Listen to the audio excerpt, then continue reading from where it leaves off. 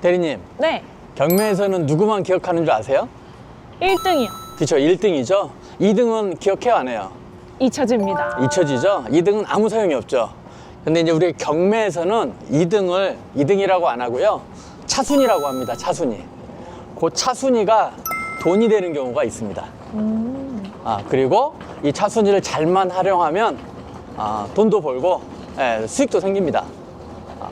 어떤 방법인지 궁금하지 않아요? 네, 제가 이 차순위로 돈 번 케이스가 있거든요. 소개를 한번 해드리도록 하겠습니다.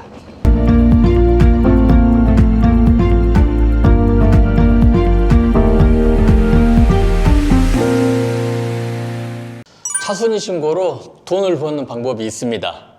일단 차순위가 뭔지부터 확인을 하고 어떻게 해서 돈을 버는지 이어서 설명을 해드리겠습니다. 대리님, 차순위가 뭐라 그랬죠? 차순위. 차순위는 2등 한 사람인데요. 정확히는 1등의 낙찰가에서 그 보증금을 뺀 그 범위 내에 들어오는 사람을 뜻합니다. 네, 그렇죠. 잘 알고 있네요. 그러면 한번 우리가 어제 입찰한 제 물건을 가지고 아깝게 떨어진 제 물건을 가지고 한번 차순위에 대해서 설명을 해보겠습니다. 물건 소개 한번 해주실까요? 네, 영등포구 당산동에 위치한 미라클시티라는 오피스텔이고요. 건물 면적은 8평이었고 투룸이었던 것으로 기억을 합니다. 그렇죠. 그리고 1차 감정가가 3억 7,500만 원이었는데 두 번 떨어져서 2억 4천만 원에 진행이 됐고 원장님께서 입찰하신 물건이죠. 그렇죠. 입찰해가지고 2억 6,280만 6,316원을 썼는데 1등이 얼마 쓴 거예요? 2억 6,200, 999,999원이요. 그러니까 이 비둘기도 아니고 이 비둘기한테 졌네요. 졌습니다. 졌어요. 금액 차이 얼마 안 나는데 너무 아깝게 떨어졌네요. 그죠? 네. 네. 5명이 나왔어요, 근데. 아주 분위기는 어땠어요? 오피스텔 여기가 위치가 좋아서인지 오피스텔임에도 불구하고 5명이나 입찰했고요.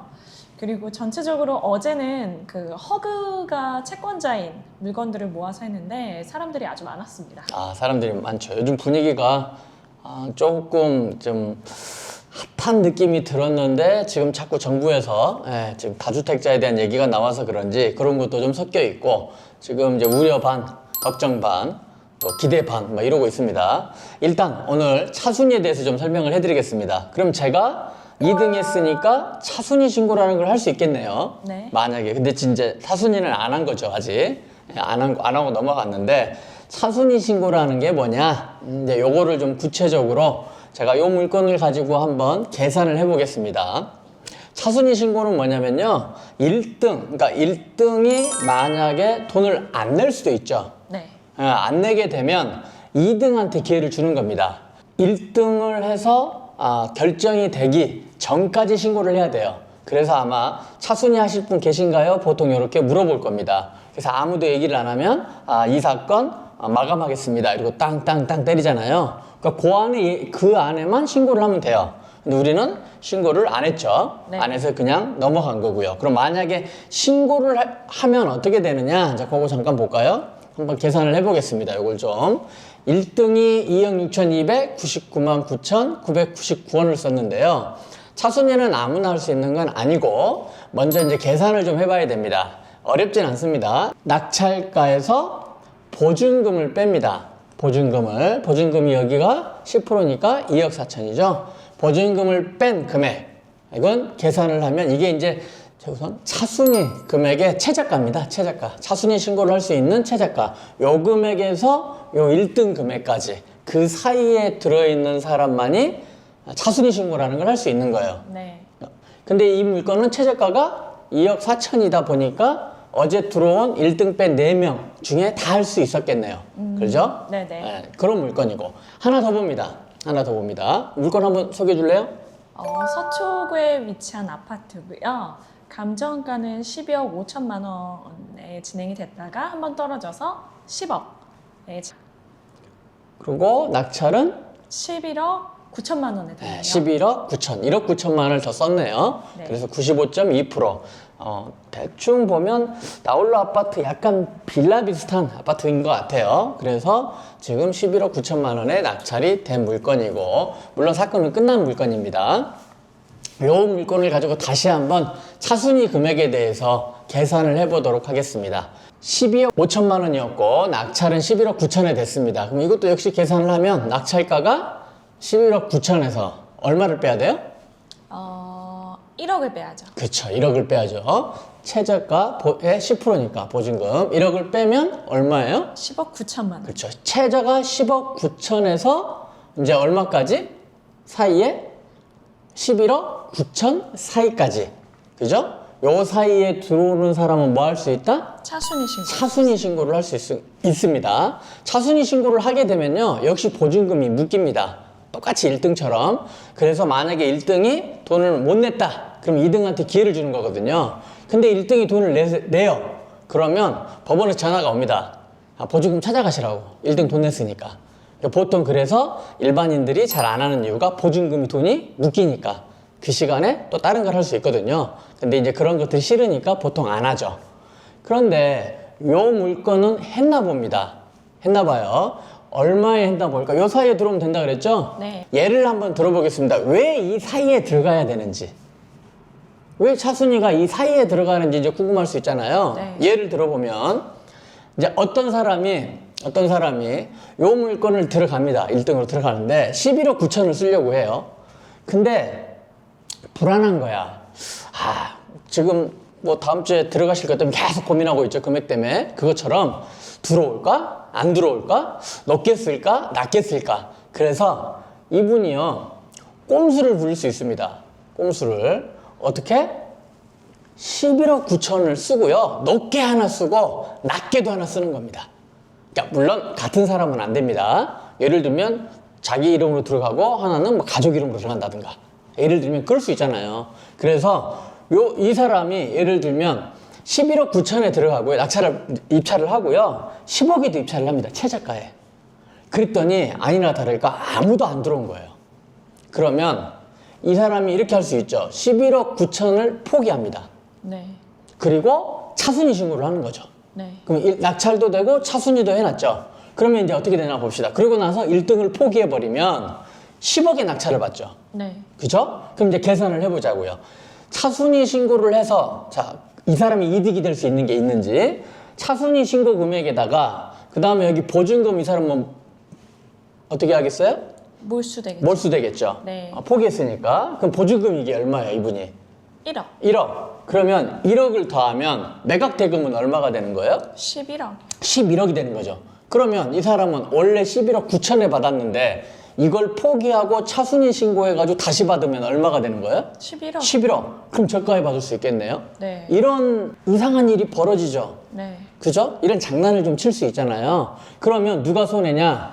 원래 11억 9천에 낙찰돼가지고 그 금액을 납부해야 채권자라든가 채무자, 이런 사람들이 뭐 빚도 갚고 이러는 건데, 이렇게 장난을 치면 매각 대금이 낮아지잖아요. 이거를 방지하기 위해서 이런 계산을, 보증금을 뺀 최저가에서 여기 낙찰가 사이에서만 하라고 법이 정해놓은 겁니다. 네네네. 다시 한번 볼까요? 한 번 더. 그럼 만약에 여기 차순위가 11억에 했습니다. 네. 11억에. 그럼 여기가 10억 9천만 원이니까 들어가네요, 안에. 네. 해놨더니 1등이 11억 9천이고 1등이 포기했나봐요. 네.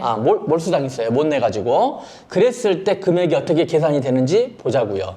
얼마인가 봤더니 낙찰 대금이 지금 얼마예요? 12억이 되는 거죠. 총 금액은. 왜? 그렇죠. 보증금을 포기했고 이 사람이 11억에 받았으니까. 그러면 원래 낙찰됐던 금액이 11억 9천이니까 차순위한 사람이 돈을 내게 되면 총 얼마가 되는 거예요? 12억. 12억이 되는 거니까 좋은 거죠. 네. 그러면은 예를 들면 같은 사람이 1등도 하고 차순위를 해봐야 실익이 있어요, 없어요? 없어요. 없죠. 오히려 1,000만 원을 더 내야 되니까. 네네. 그것도 방지가 되고, 그 다음에 금액도 더 올라갔으니까 채권자라든가 채무자한테, 이해관계인한테 좋은 거죠. 네. 그래서 이런 차순위 제도는 최저 금액이 있습니다. 최저 금액이 있어요. 그래서 그 안에서만 해야 된다는 거. 하나 더 알려드립니다. 그럼 이 안에 있는 사람이 3명이 다 한대요, 차순위. 이럴 수 있잖아요. 그러면은 누구를 뽑아줄까요, 차순위를? 상식적으로 생각했을 때. 높은 사람. 그렇죠. 예. 3명 중에 금액이 가장 높은 사람을 차순위로 결정해 줍니다. 네. 차순위는 1명밖에 안 됩니다. 1명밖에. 그래서 이 물건 차순위 신고를 했습니다. 볼까요? 얼마에 했나 봐요. 오, 얼마에 했어요? 11억 9천이요. 금액이 똑같아요. 똑같죠? 이거 뭘까요? 어, 참고로 이건 지분이 아닙니다. 네. 공유자 우선에서 한 것도 아니고. 이건 뭘까요? 저도 이거 보고 가만히 보고 놀랐는데 제가 이런 케이스를 한 번 봤습니다. 중앙법원에서 한 번 봤는데 이게 같은 금액을 쓴 겁니다. 그래서 제가 대리님한테도 뒤에를 항상 집어들라는 게 이거예요. 나옵니다. 나와요. 똑같은 금액이 나와요. 그럼 어떻게 되는 줄 아세요? 약간 현장에서 뭐 조정이 있었나요? 두 분이 나왔을 거 아니에요. 예를 들면 네네네. 두 분이죠. 네. 그 나머지는 이제 이렇게 나눠줘. 두 분이 똑같잖아요. 그러면 기일 입찰표를 그 자리에서 앞에서 집행관님이 줍니다. 그리고 양쪽으로 가서 금액을 써서 오라 그래요. 써서 오라 그래요. 그래서 예를 들면 11억 8천, 11억 8천 이렇게 쓴 거예요. 그래서 써서 오라 그랬어요. 그러고 나서 써서 와요. 바로 기다리고 있습니다. 아직 안 네. 끝내고 그 네네. 두 명이 쭉 써서 오거든요. 그래서 오서 딱 왔는데 둘 다 똑같아요. 11억 9천. 그럴 수도 있을까요? 있겠죠. 있어요. 있습니다. 그러면 한 번 더 기회를 줬는데 금액은 최저가는 처음에 썼던 금액보다 높게 써야 됩니다. 그랬더니 또 똑같아. 그럼 또 어떻게 할까요? 그때 번호표를 뽑는다 했나요? 로또처럼? 저도 한 번 봤는데요. 그러더니 집행관님이 뒤에서 뭘 주섬주섬 꺼냅니다. 뭐냐면 그 주머니, 검은 주머니가 있거든요. 검은 주머니에 빨간 구슬하고 하얀 구슬을 넣습니다. 그리고 빨간 구슬을 꺼낸 사람한테 낙찰을 주겠다. 같은 금액인데. 그래가지고 선택을 하라고 하더라고. 두 분 중에 가위바위보 해서 누가 먼저 뽑을 건지. 그렇게 하더라고요. 그래가지고 빨간색을 뽑은 사람이 낙찰. 그러니까 금액은 또 쓰는 게 아니라. 네. 그럼 계속 올라가잖아요, 금액이. 네네네. 그렇게 하는 걸 봤는데 이 물건은 두 개 중에 하나입니다. 만약에 아까 처음에 11억 9천, 11억 9천 이렇게 누가 쓴 거예요. 같이. 그랬더니 더 높게 쓰실래요? 그랬더니 한 분이 저는 그냥 포기하겠습니다. 이랬을 수도 있고요. 네. 또 하나는 방금처럼 이렇게 했는데 두 번째도 똑같아가지고 제비뽑기를 했을 수도 있고. 아무튼 금액이 같았는데 이 분이 같은 떨어진 분 같은 금액이지만 포기했거나 떨어진 분이 차순위 신고를 한 것 같아요. 1등이 못 내면 내가 내겠다. 금액은 여전히 같으니까 뭐 싸게 사는 건 아니죠. 그죠? 그래서 차순위 신고를 해놨습니다. 그러면 이제 그 다음입니다. 그 다음 매각 결정 기일이 잡혔어요. 허가 결정 기일이 잡혔고 요날 이제 허가 확정됐고 그 다음 일주일 지나면 확정됐고 대급 지급 기한이 잡혔는데 요날까지 돈을 못 냈습니다. 그러면 누구한테 기회가 간다고요? 차순위 신고. 차순위 신고인한테 기회가 가죠. 네. 어떻게 갈까요? 절차가 1등이랑 똑같은 절차를 거칩니다. 볼까요? 여기 보시면 미납했죠? 네. 여기 보면 미납했고 여기 보시면 매각 결정 기일을 다시 잡아요. 그러면 12월 2일이고 네. 그리고 나서 한 약 15일 정도? 그죠? 네. 약 15일 정도 지나서 차순위 매각 허가 결정일이 잡혔죠? 네네. 이렇게 매각 결정일이 또 똑같이 잡힙니다. 그리고 나서 다시 일주일 후에 뭐가 잡히겠어요? 매각 확정이 되고 대금 지급 기한이 다시 주어집니다. 차순위도 똑같이. 그러니까 시간이 좀 걸리죠. 네. 낙찰이 언제 됐나 봐요. 10월 16일 날 했는데 요분 대금 지급 기한이 올해 1월 30일까지였으니까 네. 요 날짜에 딱 맞춰서 또 돈을 냈더라고요. 네네. 1월 30일 날 요렇게 돼서 끝난 사건입니다. 요렇게 진행이 됩니다. 절차가. 이해했죠? 네네. 그러니까 시간은 좀 걸리죠. 그러면 이분은 왜 못 냈을까요? 뭐 요것도 약간 의문이긴 한데 날짜가 보니까 10월 16일이라 뭐 15일 날 무슨 발표가 나고 투기 과일지구고 뭐 이렇게 나왔는데 서초구라서 크게 제가 보기에 영향을 받지 않는 지역인데 정확한 건 저도 뭐 대출이 안 나왔다든가 아니면 개인적인 사정이라든가 이랬을 것 같고요. 아무튼 이래서 차순위가 가져간 케이스입니다. 네. 됐죠? 그래서 차순위도 이런 식으로 진행이 된다는 거 보여드렸고요. 그러면 마지막으로 제가 차순위 가지고 제가 실제로 돈을 번 게 있습니다. 그 물건 소개해드리고요. 차순위로 어떻게 돈을 버는지 알려드리도록 하겠습니다. 공매물건입니다. 공매물건입니다. 2018년도에 진행됐고요. 여기서 서대문에 있는 이제 주택인데 지분 13분의 3이 공매로 나온 겁니다. 공매로 나온 거예요. 공매로. 그래서 요거는 쭉 떨어졌길래 얼마에 나타봤어요? 2억 4,567만 8천 원이요. 그쵸. 2억 4,567만 8천 원. 기억납니다. 요거요, 공매 어디서 받았냐면요. 저기 강화도 가가지고요. 서해바다를 바라보면서 입찰했던 물건입니다. 네. 그때 가가지고 그 인터넷 안 돼가지고 조금 놀라긴 했었는데 그래서 제가 기억을 하거든요. 그리고 현재도 보유 중이라서 지금 그런 물건인데 이 지분이에요. 지분 전체는 아니고 지분인데 2억 4,527만 8천 원의 낙찰을 받았고요. 2명이 들어왔습니다. 그래서 1등을 해서 받았는데 지분이다 보니까 뭘 할 수 있어요? 다른 지분권자가 낙찰이 됐을 때 네. 공유자 우선 매수를 할 수가 있습니다. 네. 그래서 공유자 우선 매수를 했다고 그 자산관리공사에서 전화가 온 겁니다. 네. 그래서 자산관리 전화가 오면서 하는 얘기가 혹시 차순위 신고하실 겁니까? 이렇게 물어봐요. 1등에서 지금 떨어졌잖아요. 2등으로. 그렇죠. 그래서 제가 했습니다. 차순위 신고를 하겠습니다. 이랬어요. 그러니까 나는 자연스럽게 2등으로 가 있는 거죠. 그렇죠. 그 다음 얘기입니다. 그 다음 얘기예요. 그러고 나면 이 공매도 역시 이제 저희가 이제 차순위 신고를 했고요. 그리고 나서 매각 결정기일이 그때는 이제 다음 주였으니까 월요일 날 11월 26일 날 잡혔고 결정이 됐고 그 다음에 납부 기한이 12월 26일까지였고요. 공매는 좀 특이하게 납부 최고 기한이라 그래서 조금 시간을 더 줍니다. 딱 기한이 끝나는 게 아니라 조금 뒤에 이제 한 10일 정도 더 줘요, 시간을. 그래서 2019년 1월 7일까지 시간을 줬어요. 줬는데 이분이 못 낸 겁니다. 못 낸 거예요. 근데 이분이 아니란 건 못 낸 게 아니라 자기가 여기서 이제 보증금을 버리고 다시 입찰을 하려고 그랬나 봐요. 네. 그런 생각이었나 봐요. 그런데 차순위가 있다는 걸 안 겁니다. 네. 그러니까 깜짝 놀래가지고 이제 난리가 났어요. 그래서 자산관리에 전화하고 자산관리공사에서 이제 다음 기일이 언제냐 이랬더니 이거는 차순위가 있습니다 이런 거예요. 그러니까 깜짝 놀래서 막 그분이랑 통화를 할 수 있느냐 자기가 뭘 해야 되는데 막 이렇게 7일날 그래서 7일이 제가 알기로 월요일이었는데 월요일날 5시까지 납부 기간이 5시까지예요. 네. 그래서 그 자산관리공사 직원이 전화 와서 어떻게 그 번호 알려드릴까요? 통화를 하시겠냐? 막 이러더라고요. 그분이 난리가 났대요. 돈을 차순위가 있는 줄 알았으면 냈을 건데 네. 있는지 몰랐다 막 이러면서 네. 그래서 5시까지 꾹 참고 6시에 전화했습니다. 네. 그래야 안전하게 돈을 낼 수 있으니까. 이랬던 케이스거든요. 그러면 이게 지금 경매랑 뭐가 다르냐? 경매는 대리님 어제 입찰 가봤지만 앞에 쭉 있죠. 그러니까 낙찰 받은 사람이 1등을 딱 했는데 옆에서 차순위 신고하겠습니다. 그럼 알아요, 몰라요? 바로 1등이 알죠. 알고 있죠. 네. 내가 안 내면 누가 낸다는 거. 2등이 네. 있다라는 거 네. 받치고. 이해됐어요? 근데 공매는 잘 몰라요. 공매는.